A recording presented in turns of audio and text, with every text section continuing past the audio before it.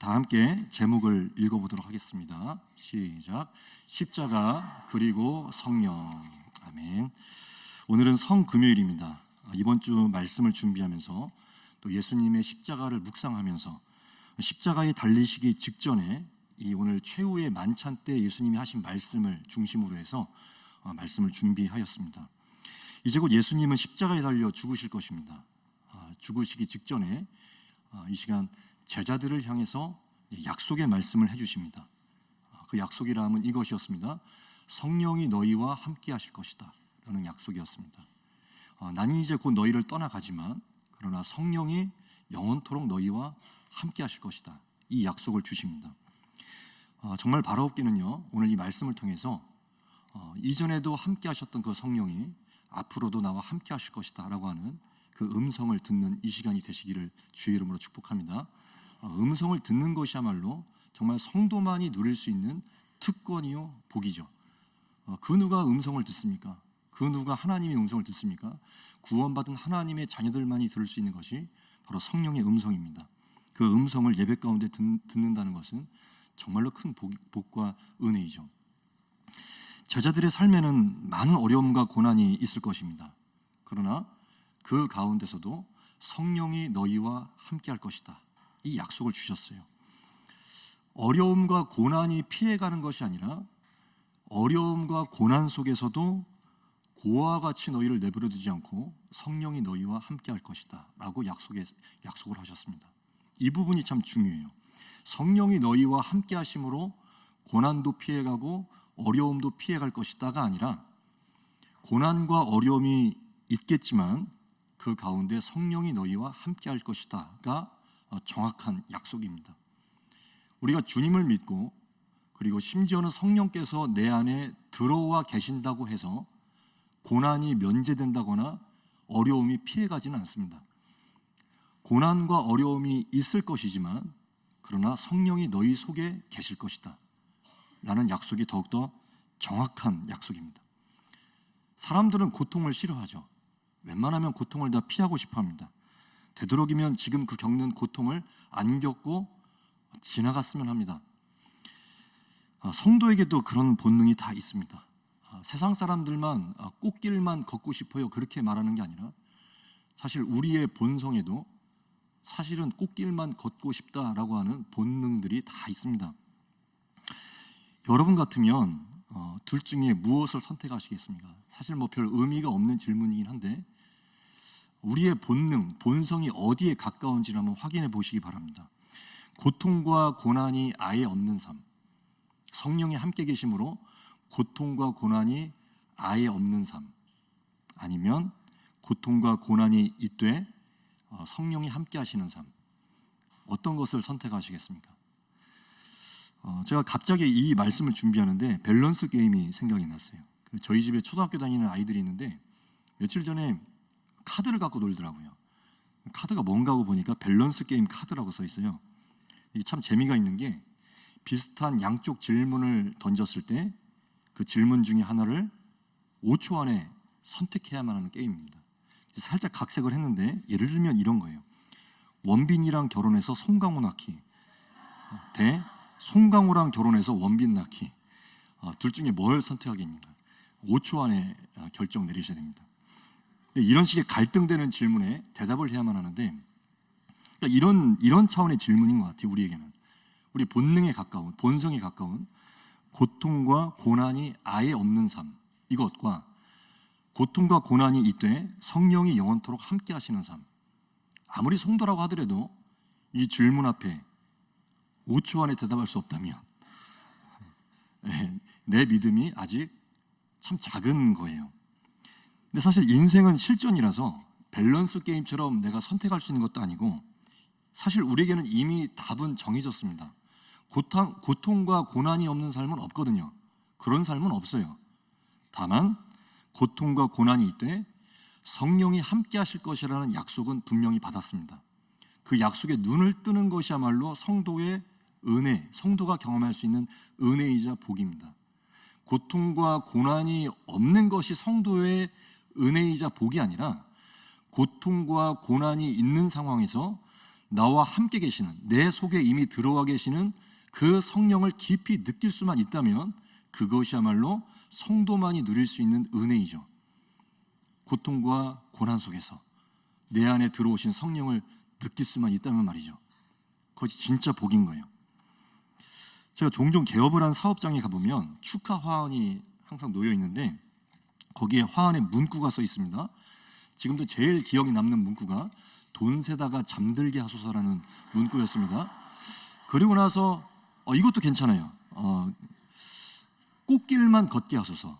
이것도 참 괜찮은 것 같습니다. 그런 화환들이 주를 이룹니다. 근데 가만 생각해 보면 이 꽃길이라는 게 고통도 없고 어려움도 없이 이제부터 좀 고생하지 말고 탄탄대로로 걸어라, 그런 뜻으로 그런 마음을 담아서 화환을 드리는 것인데, 근데 하나님과 더불어 그 길을 걸어가고 있는 성도들의 인생은 꽃길을 걸으려고 해서는 안 돼요. 사실은 꽃길이라는 것 자체가 사실은 존재하지도 않거니와 성도가 걸어갈 그 인생길은 이렇게 고백이 되어야만 해요. 하나님, 아무런 고난이나 고통도 없이 꽃길만 걷게 해주셔. 그런 기도를 해서는 안 되고, 주님, 어떤 환경과 상황에 처해 있을지라도 나와 함께 하실 것이라는 그 약속 꼭 지켜주세요. 그게 제대로 된 기도라고 저는 여겨집니다. 어떠한 환경과 어떤 상황 속에서라도 주님이 함께 하시겠다고 했던 그 약속을 꼭 나에게 지켜주십시오. 주님이 함께 하시는 것이 최고의 응답이에요. 주님이 함께 하신다는 거, 주님이 지금 내 속에 들어와 함께 하신다는 거, 이 사실을 분명하게 깊이 느끼고 깨닫고 경험하는 것 이외에는 지금 내가 그 삶에서 겪고 있는 그 고통을 이겨내는 방법은 사실상 없습니다. 정말로 수많은 인생들과 수많은 성도님들이 육신적, 정신적 고통을 정말로 많이 겪고 있습니다. 오죽했으면 제가 한번 이렇게 어느 성도님들 가정을 신방하고 돌아오는 길에 여러 번 이런 기도를 했어요. 하나님, 제가 절대로 사람들한테 떠벌리고 다니지도 않을 것이고 소문내지도 않을 것이니까 제발 저 권사님 질병 좀 고쳐주세요. 제가 안수하고 기도할 때 순식간에 그 병이 좀 낫게 해주세요. 대신 제가 죽을 때까지 비밀로 할게요.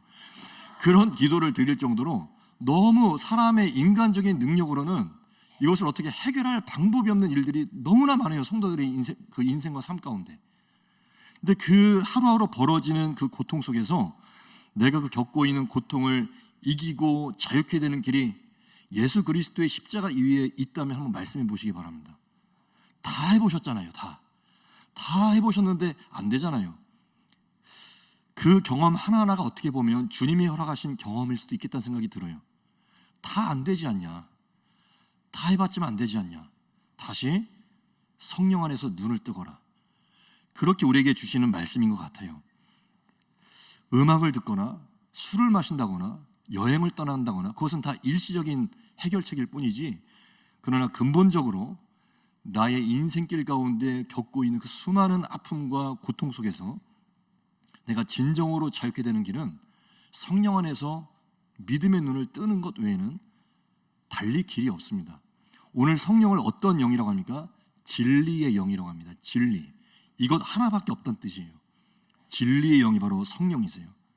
우리의 눈과 생각을 다시금 나와 함께 하시는 주님께, 그 성령께 고정하기를 원합니다.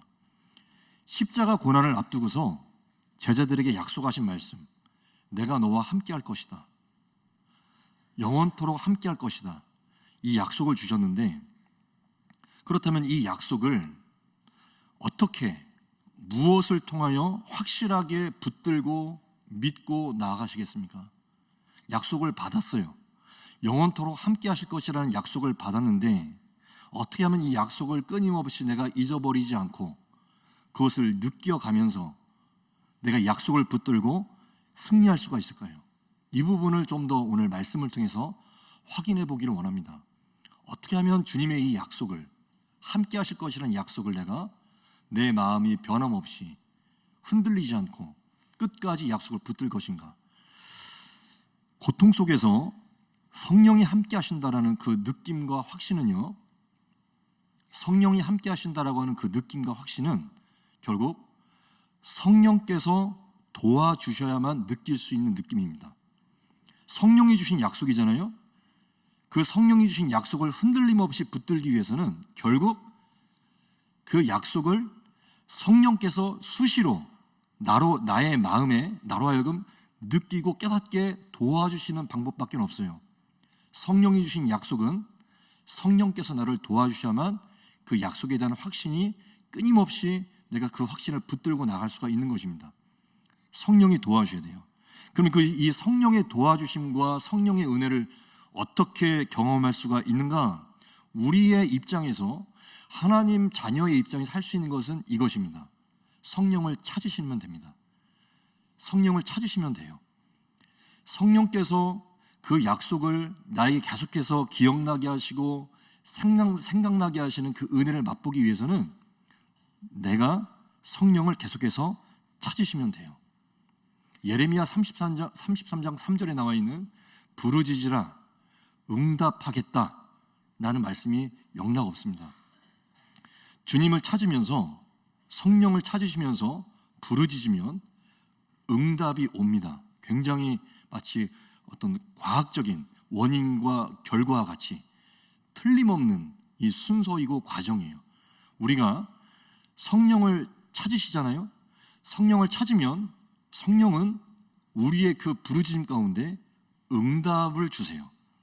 성령을 찾으면 그분은 응답을 하시는 분이세요. 그러니까 성도 안에는, 구원받은 성도들의 이 각 사람의 이 영 안에는 이미 성령께서 들어와 계세요. 성령을 세상은 받아들이지를 못합니다. 그분을 본 적도 없고 알지도 못해요. 근데 우리는 성령이 들어와 계심을 알잖아요. 근데 이 내 안에 들어와 계신 성령을 처음에 성령 받았을 때는 느끼고 알 수 있겠지만, 또 놀랍게도 아무리 구원받은 성도라 하더라도 이 느낌을 매일같이 새롭게 하지 않으면 내 안에 성령이 들어와 계시는지 전혀 느끼지 못할 수도 있어요. 마치 세상 사람들처럼, 구원받지 못한 사람들이 그 성령을 들은 적도 없고 알지도 못하는 것처럼, 마치 내 안에 들어와 계신 성령을 똑같이 그렇게 나도 반응할 수가 있다는 얘기죠. 우리의 삶에 수시로 고통이 찾아올지라도 내 안에 계신 성령이 나와 함께 하신다는 사실을 끊임없이 성령 안에서 확인하고 느끼셔야만 합니다. 그것이 성도가 성령 안에서 승리할 수 있는 비결입니다.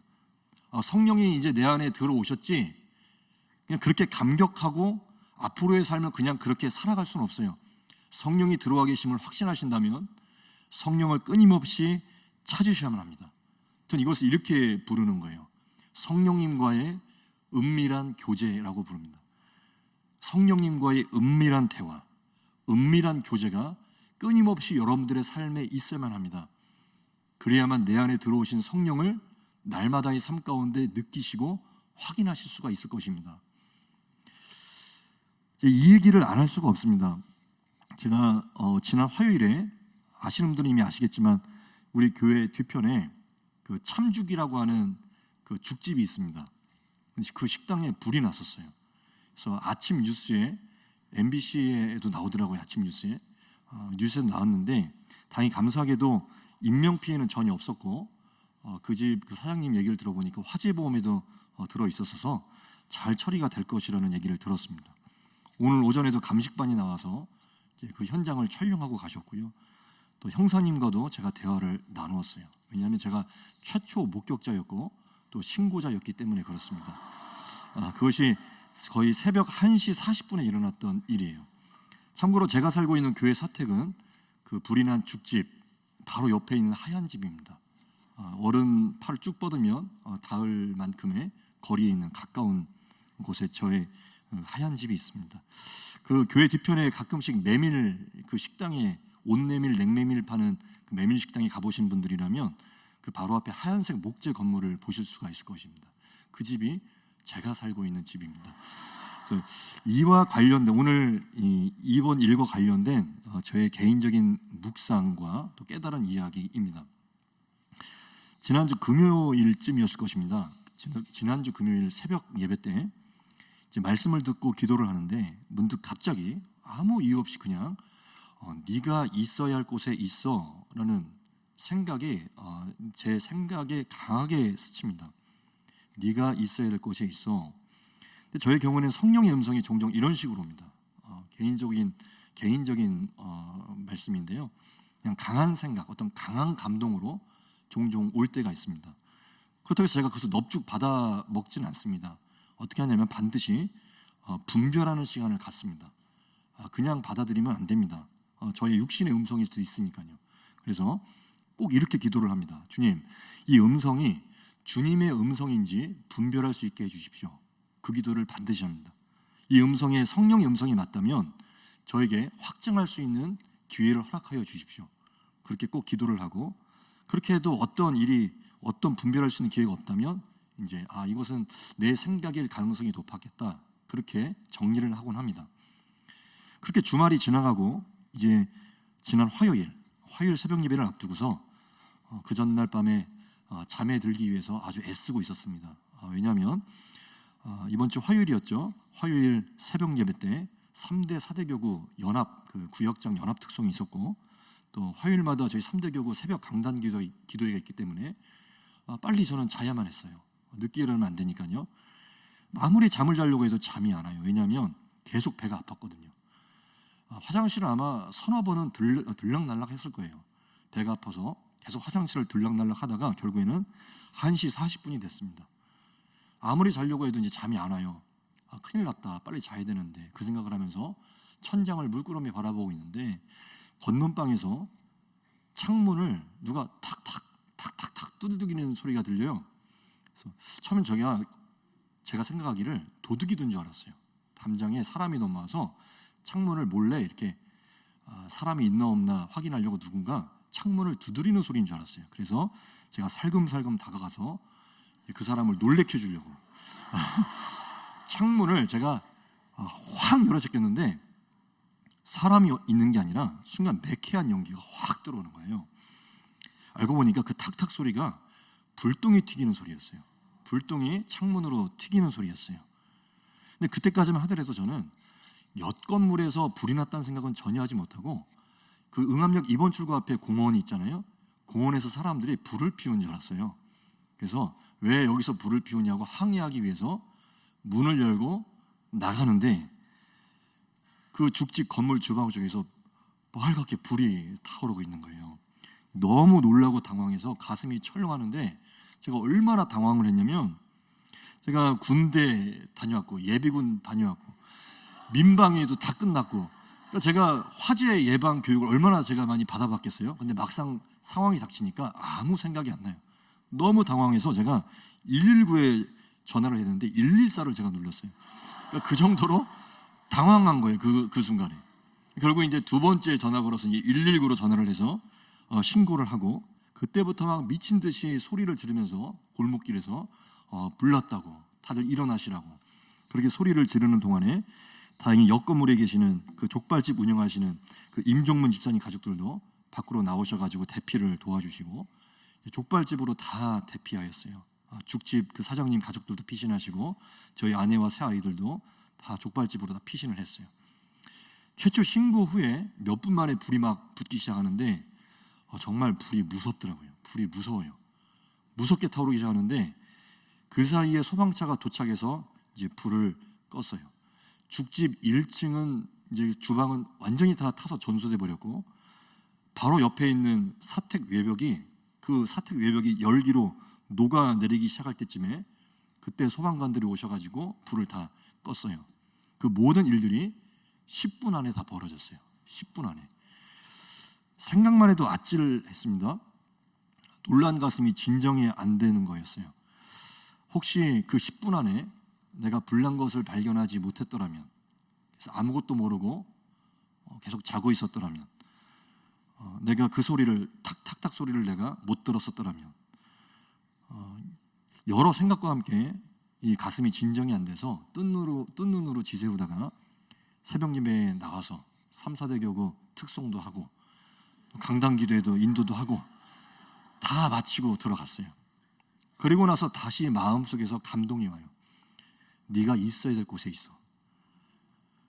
요즘 이 설교 유튜브로 나가다 보니까 뭐 말을 못하는 게, 또 네가 있어야 될 곳에 있어, 또 이 말을 하면 또 어머니 막 전화 오시고, 막 권사님들 전화 오시고, 어디 뭐 가려고 그랬냐고 전화 올 것이고. 근데 그런 게 아니라 주님과 저와의 1대1의 관계 속에서 저만이 이해할 수 있는 그 음성, 그 개인적인 차원의 교제하고, 주님과 교제하고 성령과 함께 주거니 받거니 하는 가운데에 들었던 그런 음성임을, 제가 그 음성을 들었고 개인적으로 깨달았다는 것에 초점을 좀 맞추시면 좋을 것 같습니다. 이 깨달음 하나를 위해서 하나님이 불을 내시진 않았을 거예요. 전 그렇게 생각하지 않습니다. 그러나 모든 상황과 환경을 주관하셔서 조립하고 조립하듯이 섭리하시고 움직이실 수 있는 그 하나님께서 그날 벌어진 일을 통해서 저에게 확성기로 제 귀에다가 말씀하신 것 같았어요. 내가 너와 함께한다. 그 말을 저에게 하시는 것 같았어요. 내가 너와 함께한다. 너무나 분명한 사인이었어요. 내가 서 있는 이 환경, 내가 살고 있는, 내가 잠을 자고 있는 사택, 기도하고 예배드리고 있는 이 은평교회라고 하는 공간, 내가 매일매일 신방하러 다니는 성도님들 그 집 이곳저곳, 주님이 허락하신 그 모든 자리들, 그 자리에 있는 것과 지금 내가 있는 이 시간과 공간 안에서 들어가 살고 있는 것이 왜 은혜임을 몰랐느냐 라고만 하시는 것 같았어요. 배가 아팠던 것, 잠을 못 잤던 것, 그런 모든 것들이 다 하나하나 연결되면서 조립이 되면서 주님이 함께 계시는구나, 그것을 깨닫는 시간이었습니다. 이정우 목사님이 설교 때 막 맨날 울어서 울지 말라고 그랬는데 제가 또 울려고 그러거든요. 요즘 다임 목사님도 설교 중에 우시고 다들 이렇게 다 우시는지 모르겠어요. 제가 오늘 이 이야기를 하는 것은 주님이 지켜주셔서 살았습니다, 이 얘기만을 드리려고 하는 것이 절대로 아닙니다. 반드시 성도라면, 십자가의 은혜와 십자가의 구원을 깨달으신 성도님들이라면 거기에서만 만족하지 마시고 성령님과의 은밀한 교제로 들어가야만 함을 말씀드리고 싶은 것입니다. 절대로 구원받은 것만으로 만족하시면 안 됩니다. 그 이후의 삶이 있으셔야만 합니다.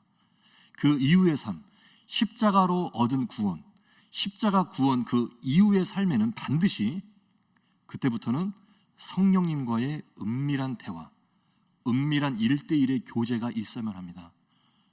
그것이 진짜 구원받은 성도로서의 감격입니다. 우리 오늘 성금요일 날 십자가로 인하여서 감사하고 십자가로 인해서 감격하죠. 그러나 우리 주님은 절대로 십자가에서 끝내시지 않았습니다. 십자가의 은혜를 주심과 동시에 너희에게 성령이 오실 것이다, 여기까지입니다. 십자가의 그 구원의 감격을 우리에게 주시는 동시에 너희에게 성령이 찾아오실 것이다. 그 성령이 너희와 영원토록 함께 하실 것이다. 성령이 함께 하실 것임을 약속해 주셨어요. 오늘 말씀을 보니까요, 또 다른 보혜사라는 표현이 있죠. 16절에 또 다른 보혜사. 그렇다면 원래의 보혜사는 누구란 말씀이죠? 오리지널 보혜사는 누구죠? 예수님이죠. 예수님. 근데 원래의 보혜사 예수님이 이제 제자들 곁을 떠나가시는 거예요. 그러면 이제 또 다른 보혜사, 예수님이 아닌 또 다른 보혜사를 우리에게 보내줄 것인데 그 보혜사는 바로 성령을 의미해요. 성령, 보혜사, 보살피시고 은혜를 베푸시는 분, 보살피시고 은혜를 베푸시는 분으로서 보혜사라고 부릅니다.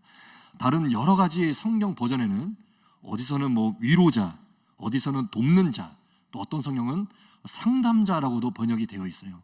상담해 주시고 도와주시고 우리를 위로해 주시는 분, 그 보혜사 성령이 우리 안에 들어와 계십니다. 주님은 우리에게 오늘 십자가를 주셨습니다. 십자가에서 죽으심으로 우리에게 구원을 주셨어요. 구원의 선물을 주셨어요. 놀랍게도 구원의 선물을 받았다, 여기서 끝나는 게 아니라 구원의 선물과 더불어서 성령이 영원히 너희와 함께 하실 것이다 라고 하는 성령을 선물로 주신 줄로 믿습니다. 성령을 선물로 주셨어요. 선물로 주신 이 성령님과 긴밀하게, 은밀하게 교제하는 것이 구원받은 성도의 축복입니다. 그러니 정령코 십자가에서 구원받았다고 하는 그 구원만으로 끝나지 마시고 이제 구원 이후의 삶, 성령과 함께 은밀하게 교제하시고 대화 나누시고 기도하고 응답받으시는, 성령님께 구체적으로 물어보시고 알콩달콩 나의 삶의 스토리들을, 그 이야기들을 나누시는 성령님과의 그런 은밀하고도 깊은 관계가 되시기를 축복합니다. 그것이 진짜 구원받은 성도의 축복이자 깨달음입니다. 여러분에게 성령님과의 속삭임이 날마다 살아있으면 좋겠습니다. 그 속삭임, 얼마나 가슴 설레는 일인지 몰라요. 얼마나 우리에게 은혜가 되는 일인지 몰라요. 성령님과의 속삭임, 그 성령님과의 대화, 그 대화와 속삭임이 오늘 우리가 겪고 있는 그 인생의 고통을 헤치면서 이겨나갈 수 있는 진짜 힘이 됩니다. 성령이 나와 함께 하신다라고 하는 그 느낌, 그 깨달음, 이 고통 속에서도 내 속에 성령이 들어와 계신다고 하는 그 깨달음, 그것이 인생의 고통을 이겨나갈 수 있는 진리의 영이 우리에게 깨닫게 해주시는 깨달음입니다. 오늘도 우리의 삶에는 엄연히 고통이 있습니다. 고통이 있습니다. 그러나 내 안에 성령이 함께 계십니다. 그 고통 가운데서도 성령이 내 안에 함께 계십니다. 이것이 정말로 우리 성도님들께 기쁜 소식이 되시기를 바랍니다. 성령이 내 안에 함께 계시는 것, 성령이 내 안에 들어와 계심을 느끼세요. 성령이 내 안에 들어와 계심을 느끼세요. 그렇게 느끼게 해달라고 성령님을 찾으시고 또 기도하시기 바랍니다. 그것이야말로 인생의 고통 속에서도 힘있게 그 시간을 통과해내는 성도의 비결입니다. 주님이 약속하셨어요. 함께 하시겠다고. 그러니까 지난날에도 함께 계셨고 여기까지도 함께 계셨고 앞으로도 함께 하실 것입니다. 그 나와 함께 하실 성령을 고백하시면서 주님이 나와 함께 계신다면 나는 더 이상 바랄 것이 없습니다. 그렇게 고백하실 수 있는 이 밤 되시기를 주의 이름으로 축복합니다.